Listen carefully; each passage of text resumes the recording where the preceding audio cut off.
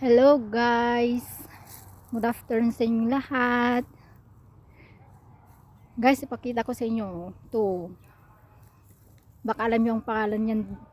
Pangalan niyan dito is artichoke dito sa Lebanon. Tapos hindi ko lang sa inyo kung anong pangalan din sa inyo. Kung meron diyan sa inyo din, kung saan kayong lugar. Yan siya guys, oh. Plus may pusa pa. May pusa pa ditong pasaway, oh. Yan. Kapa. Yan mga guys, oh. Yan.